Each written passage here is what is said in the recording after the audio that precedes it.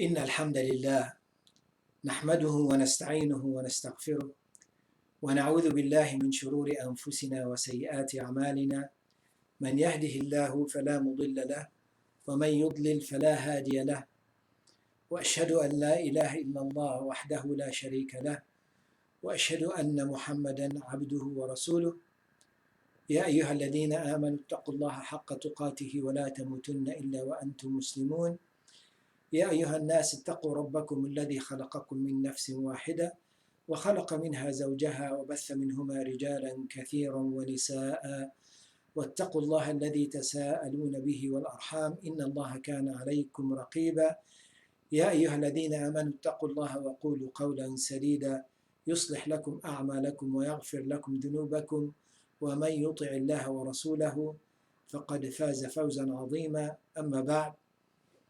We continue inshallah in reflecting in the book of Madarij al-Salikin for Ibn al-Qayyim, which is a commentary on Manazil al-Sa'irin to Imam al-Harawi.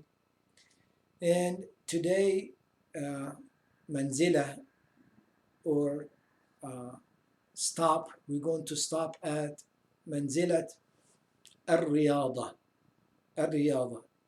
And manzilat al-Riyada, if you translate it from English to Arabic, or no, I'm sorry, from Arabic to English, literally it would be training. Okay, but if we need to look at the word a little bit more in a sentence so we know what it means. So does it mean Riyada training? What training? Training to what and how?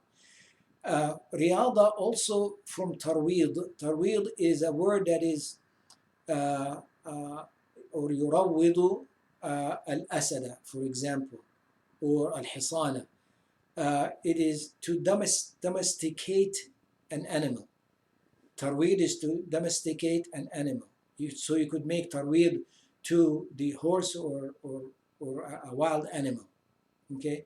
So now you know what riyada means, training from what angle here. Meaning to get control of oneself and to domesticate it and to tame it. Okay, which is what we try to do all the time. That the nafs has to be controlled. We have to be in control of our nafs. So imagine yourself trying to domesticate a wild horse. The beginning is going to be difficult, and you're going to do a lot of work, and it could be dangerous and so forth. But there's a lot of work to get an animal from being wild to be domesticated. And after you domesticate the horse, what do? You start taming it. So you start now showing it that you are in control, not it. So it's no longer very wild, but it still needs to be tamed. Need to listen to you.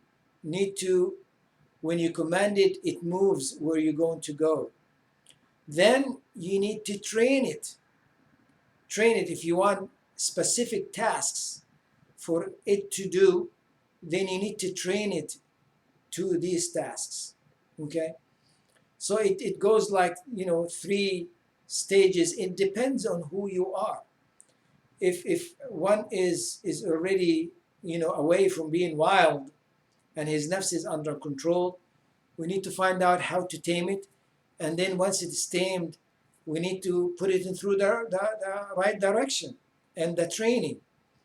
And maybe one will be already tamed, so one needs to know how to train it on the path and to take the tools to put it in the path.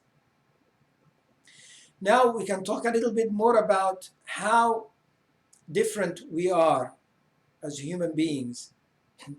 As scholars put us in different categories. The nafs. There is a nafs al-bahimiyya. It's like a cattle-like. Has a cattle-like quality. and the nafs that is subu'iyya, that is a nafs that has a predatory kind of an animal, like a lion or a wolf and so forth, an animal that would attack. And the nafs that is shaytaniyya, that is a nafs that has a touch of shaitan in it. And a nafs has the quality of rububiyyah, the quality that it wants to take some qualities of Allah. Okay, wal-'iyadhu billah. So these are the anfus. And we need to look at ourselves to see what kind of a nafs we have, to be able to find out, do we need to really control it because it is almost out of control, or we need to tame it, or do we need to just train it, or we need to take it to the right path? Well, train it to the right path.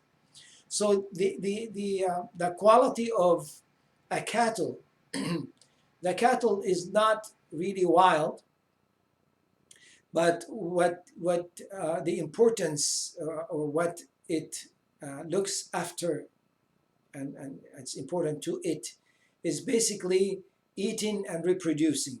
That's all what it does.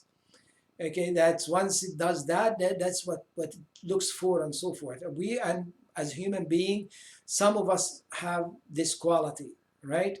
That this is and we call it desires, right? Desires of the nafs, that you want to take in, consume things, and you have the urge to have relationship, sex, and so forth, right?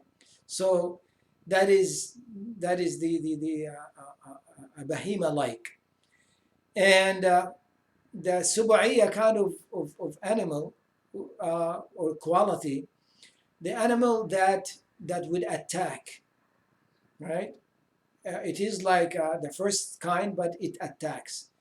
It would attack and it will protect its territory, and it might attack for the purpose of attacking and only attacking. Okay, it might look forward to its territory and attack it in a way that's a wild way that actually can hurt the other without much reason at all, for the purpose of saying, I'm stronger than you are. Okay, some of us are like that, and some of us can be like that in certain situations. So we need to look at ourselves and see who we are. The one that has a quality of shaitan, or quality of shaitaniyya, satanic kind of quality, it has to do with the heart and the diseases of the heart, right? It is, you might not attack a person because you're weak, but you really hate the person because they have more than you do. You really want to hurt the person, but you can't. You really envy the person. But the diseases, just generally the diseases of the heart, it is the touch of shaitan, or touch of quality of shaitan. Let's not say a touch of shaitan, touch of quality of shaitan in us.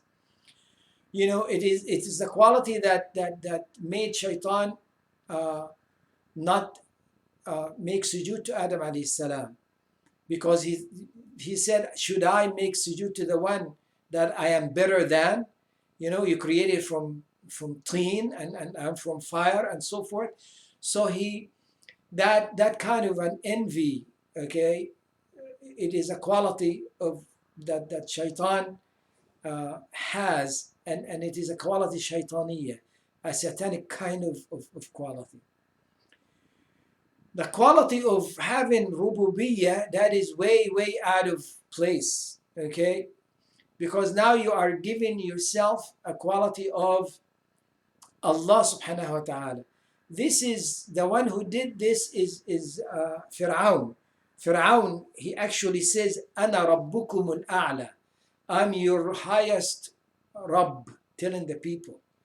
Another word, this quality, when one has it, he thinks that he is the source of giving to others. He is himself is the source. He is himself is in control. He can make things happen, and he can make things stop. Okay? And that is the worst. That is the worst of quality of a human being. And you'll be surprised because you find people like that around. Okay?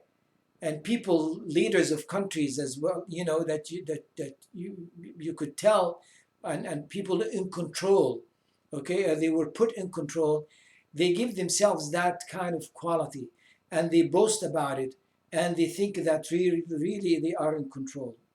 So these are qualities that we can examine ourselves through and see.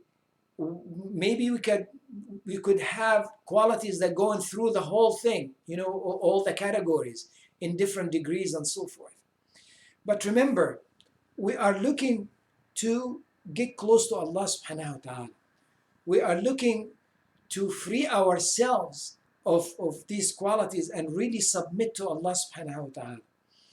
So Ibn al-Qayyim and Imam al-Harawi, both they talk about how to get out of this, how to be in control, take the reign of yourself, okay, your nafs. So when you aim it to go somewhere, it will go with you, and when you stop it, it will stop. When you let it go to run, it will run. Okay, like when and never give up on that. Never give up on that. For those who ride horses or deal with animals, the minute you think you're in control of the horse and you slack a little bit, the horse has a mind of its own sometimes. Once it notices that you're not paying attention, you're not in control, and it will know. Then it will go a different, it wants to do something, right? You want to go back to the barn. The mare is in the barn, you want to go to the mare, and so forth. So you need to take a hold of ourselves and be vigilant in that. Okay, but it's a very important point. There is a reward that you have to give to the animal, otherwise it will give up and it will actually can rebel against you in a way, attacking you, okay, or do something really wild because it is too much on it. Okay, so the nafs is the same way. Okay, the nafs, Rasulullah sallallahu alayhi wa sallam, when the companions, he was running to Rasulullah sallam, Abu Bakr radiallahu anhu said, where are you going? He said, I'm going to Rasulullah sallam. It's something really bothering me. What is it? He said that when we are with Rasulullah sallallahu alayhi wa sallam, as if we sense hellfire and paradise, as if we see hellfire and paradise. When we go back home, we be with the family and the children, and we get dealing with the family and the children, and we get away from that feeling, and that not understand that touch that can touch our heart with. So Abu Bakr says, I am the same, I have the same problem, so let us go to Rasulullah sallallahu alayhi wa sallam. And they went to Rasulullah sallallahu alayhi wa sallam, and they asked, Ya Rasulullah, this such and such happened. Rasulullah sallallahu alayhi wa sallam said, if you are with me, like you are all the time like you are with me, angels will touch you in the street. As you walk in, angels will touch you, meaning it is very difficult to get there, and you cannot maintain it up to that high level.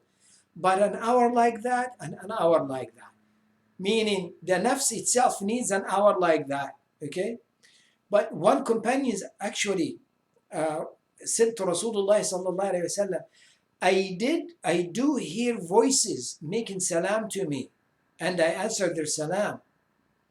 And Rasulullah sallallahu alaihi wasallam testified that these are the angels. Okay, meaning he reached that level that he can hear the angels. Okay, and then he lost it. He went to Rasulullah sallallahu alaihi wasallam, Ya Rasulullah, they are not talking to me anymore. They're not greeting me anymore. I do not hear these voices anymore. Rasulullah sallallahu alaihi wasallam said, what did you do different? He said, اكتويت يا رسول الله.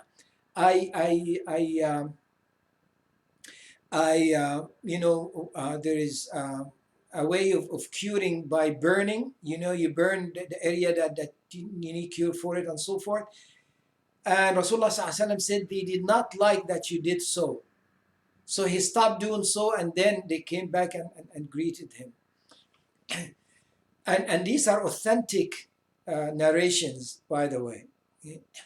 So, the tarweed al-nafs, you're taking it to different levels, okay? By obedience. Sayyidina Ibrahim alayhi salam, when he said to Allah subhanahu wa ta'ala, Rabbi arini kayfa tuhyi al-mawta.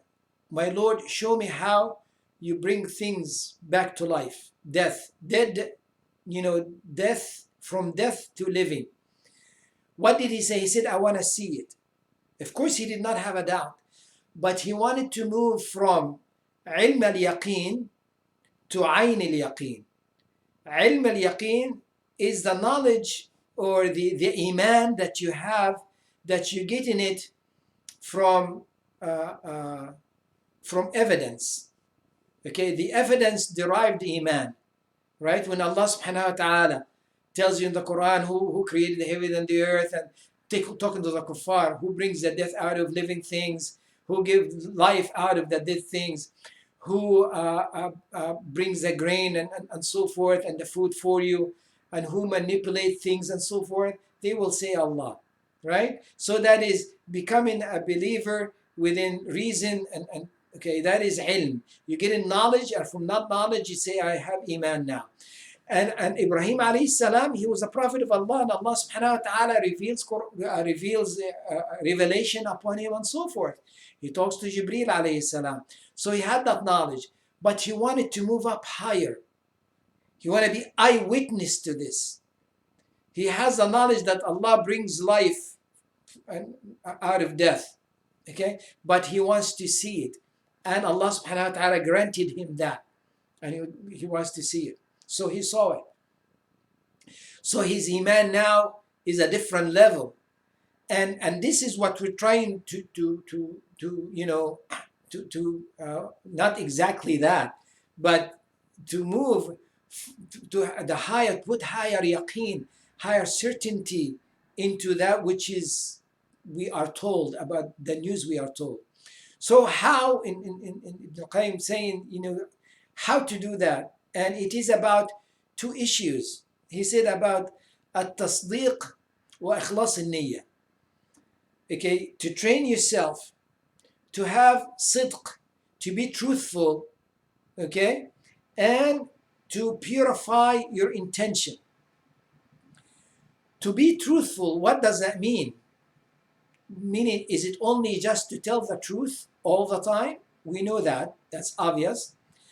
But also to be truthful to that which you receive, right? For example, Abu Bakr radiallahu anhu, he was as-Siddiq. He was given that nickname as-Siddiq, the truthful one. What does that mean? Does it mean that he told the truth? Yes, but also it means that what he took it as it is the truth, right? He took everything Rasulullah sallallahu alaihi wasallam said to be the truth without any, and using it, okay, right away, not having any doubts to it. So taming oneself through submitting to what is coming from Allah subhanahu wa ta'ala, the Quran and Sunnah, to the point of taking it in a way of yaqeen, absolute certainty, in a way of action immediately, in a way of action, no way of doubt and delay, right? And training oneself to go in this all the time, okay?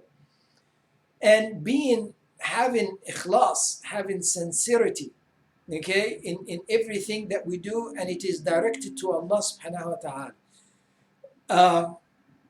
As Imam al-Hasan al-Basri rahimahullah said, كل الناس هلك إلا عالمون. Everyone is in a place of, a state of loss, except those who have the knowledge. The knowledge is the key.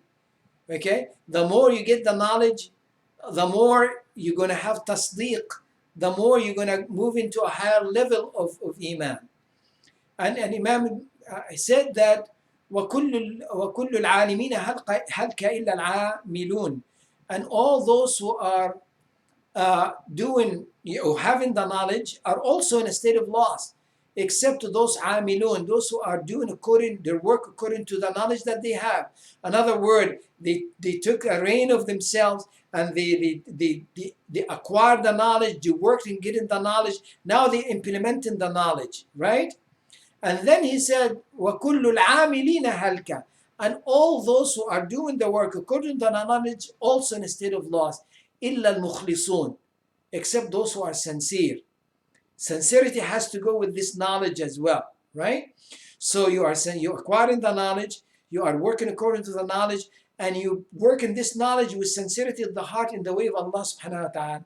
And then he said, وَالْمُخْلِصُونَ عَلَى خَطَرٍ عَظِيمٍ, also those who are sincere on a dangerous path. Why? Because you need to maintain that, right? Your intention can be, you have your nafs and you have shaitan try to take your intention away from the purity it's on, or you're trying to get it on. So they try to get you away from it. That's why the path has to be kind of dangerous. You have to visit and revisit all the time. Okay. So as we mentioned last time, the work, when you work with Allah subhanahu wa ta'ala, you do not get anyone in between. It is you and Allah. So there's nothing in between, nothing whatsoever. The people are not in between you and Allah. And when you're dealing with people, the ego away from this journey, or this dealing with the people, meaning yourself is not there. Okay, you do not get your ego while you are dealing with the people, right? So it is a self-realization journey, a self-examination journey, to examine oneself to see what adjustment needs to be done. Okay, and that journey has to be with the knowledge all the time. There is always knowledge to be acquired in our deen. But remember, this knowledge is not going to save you, but the sincerity and the way you're dealing with this knowledge is what is needed. Example of that, most of those who were promised Jannah by Rasulullah sallallahu alaihi wasallam, they came very early in Islam and they promised Jannah. So we know that what's in their heart made the difference. It's not the knowledge that the amount of knowledge that they have, because what they had of knowledge was so little already, because there was so little of the Quran and so little of the hadith and so forth. But they were concept that Rasulullah ﷺ is giving them, a concept, an understanding with your heart. And you take this and you have certainty in that understanding. That is how, that is why Rasulullah ﷺ said they are the people of Jannah, promised Jannah, because there was that sincerity. Okay, we say all the time that they signed a contract with Allah, and the contract was blank, right? The Quran was not there, and they said, we believe so much in Allah subhanahu wa ta'ala, and we're going to sign the contract, meaning ahead of time. Whatever is coming, we are sincere for it already, before they knew what the command is, right? So is it because they followed, or is it because of the attitude that they had, right, about what is to come? They already committed to it, and that is the essence of the commitment before you actually do the action. Okay, now last point that is very important, that the authenticity of what you have from the knowledge, because you're going to get it and follow it, right? But you're going to get it from the Quran and Sunnah alone and the companions, because Rasulullah ﷺ command us to follow the companions as well. Told us the companions is as the firqa, that is the group. Let us say the group. ما أنا عليه اليوم وأصحابي, the one that will be saved, what I am on today and my companions, right? So that shines the soul, it shines the heart. The path that the knowledge that's coming from that path, it shines the heart. Okay, it shines the heart in a way that you could tell, you are different and you are on your way. But also other ways that is not quite the way of Rasulullah sallallahu alaihi wasallam will do shining.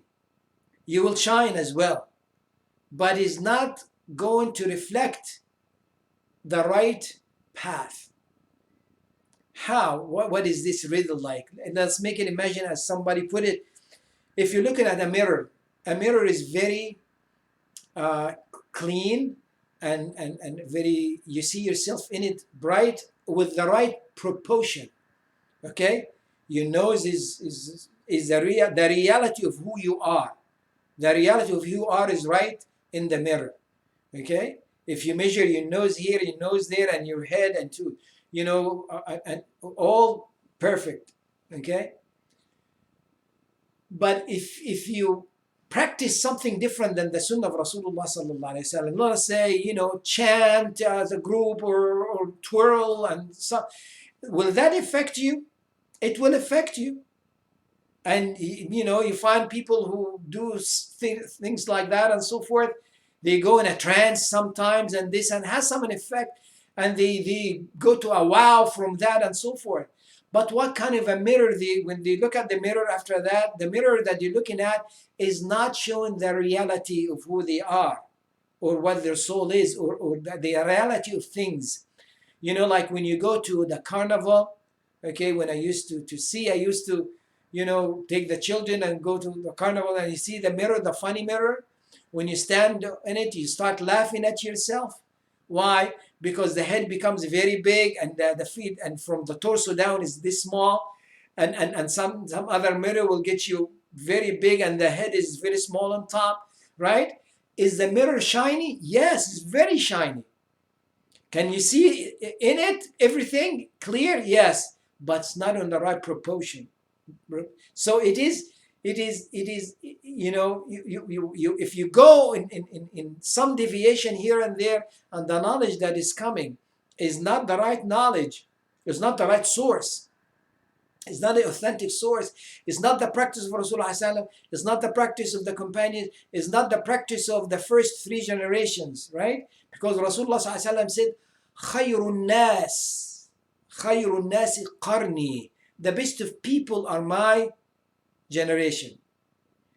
ثم الذين يلونهم ثم الذين يلونهم, then the one that after them, and the one that after them. So we take the source of the knowledge to try to tame ourselves in different degree of taming, and get it on that path and holds on to it, so we can shine and feel that shyness in us. It has to be a path that is authentic from the authentic source.